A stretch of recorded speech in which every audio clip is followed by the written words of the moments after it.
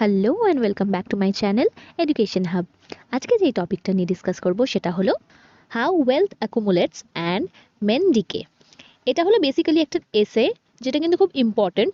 অনেক স্টুডেন্টসকে এটা রেকমেন্ড করা হয় পড়ার জন্য। তো এটাকে নিয়েই আজকে ডিসকাস করব।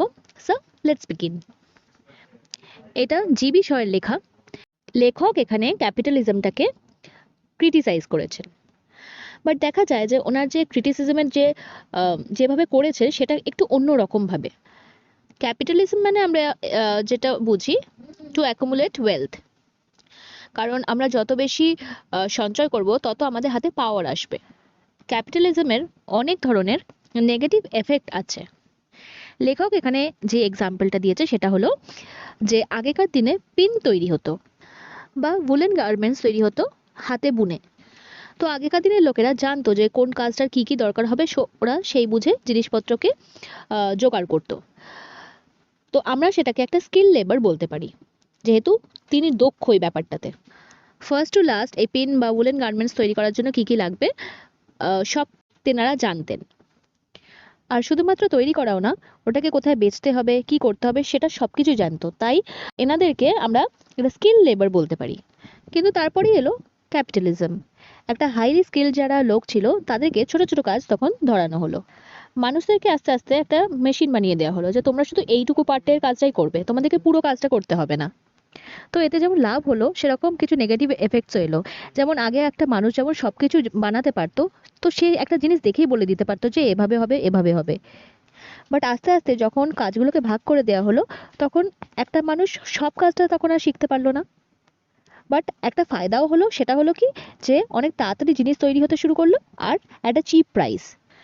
তো তাতে কি হলো, মানুষের যে স্কিলটা, যে একটা মানুষ যে পুরো জিনিসটা করতে পারে, সেই স্কিলটা আস্তে আস্তে চলে যেতে লাগলো। বাট এতে একটা লাভ হলো যে জিনিসপত্র সস্তা হয়ে গেল, কারণ একটা মানুষকে তো আর পুরোটা লেবার দিয়ে করতে হচ্ছে না। মেশিন কাজ হচ্ছে, মেশিনেতে কাজ হচ্ছে। তো জিনিসপত্রের দাম সস্তা হতে শুরু করলো, কারণ অ্যাট এ টাইম অনেক কটা জিনিস বানানো যেত অ্যাট এ চিপ প্রাইস, কারণ অত বেশি লেবার লাগছিল না। আস্তে আস্তে একটা ইউনিভার্সাল ইগনোরেন্স আসতে শুরু করে দিল ব্যাপারটার মধ্যে। আর এই ক্যাপিটালিজম আস্তে আস্তে মানুষদেরকে সিনেমার প্রতি একটা আগ্রহ করে দিল। সে যখন সারাদিন খেটে খুটে আসতো, তারপরে সে এসে একটা সিনেমা অন করে দিত এন্টারটেনমেন্টের জন্য। তারা তখন আর বই বা খবরের কাগজ এসব পড়া আর পছন্দ করলো না, তখন কিছু একটা দেখতে পছন্দ করতে শুরু করে দিল। তো আস্তে আস্তে দেখা গেল যে হিউম্যান কাইন্ডের একটা ডাউনফল হতে শুরু করলো। তবে এমন না যে এখনকার দিনেও সেরকম কেউ নেই। ট্রাইবাল কমিউনিটিস এমন এখনো আছে যারা নিজেদের সবটা কাজ নিজেরাই করে।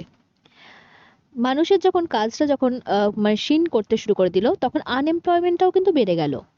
এটা বাচ্চাদেরকে বেসিক্যালি এটা পড়ানো হয় এই জন্যই, যে এটা বোঝানোর জন্য যে মানুষ এখন আর কোনো প্যাশনেটলি বা বা ইমোশনালি ইনভলভ হতে পারে না এখন কোনো কাজেতে। এখন আমরা একটা অন্য রকমের হয়ে গেছি। আমাদেরকে যেটুকু এখন বলা হয় আমরা সেটুকুই করি। আগেকার দিনের মানুষরা খুব স্কিলফুল ছিল, সেই স্কিলটা আস্তে আস্তে যেন চলে যাচ্ছে।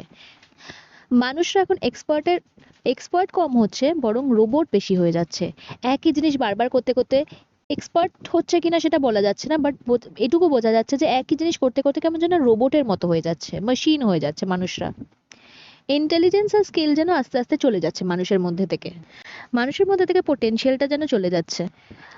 লেখক বলতে চাইছেন যে আস্তে আস্তে মানুষ নিজের পোটেনশিয়ালটা হারিয়ে ফেলছেন, আর উন্নতির জায়গায় যেন অবনতিটাই বেশি হচ্ছে।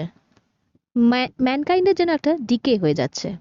এই ছিল এসেটা। তোমাদের যদি ভালো লেগে থাকে তাহলে অবশ্যই লাইক, শেয়ার এন্ড সাবস্ক্রাইব করবে আমার চ্যানেলটাকে। তো দেখা হচ্ছে নেক্সট ভিডিওতে। টাটা।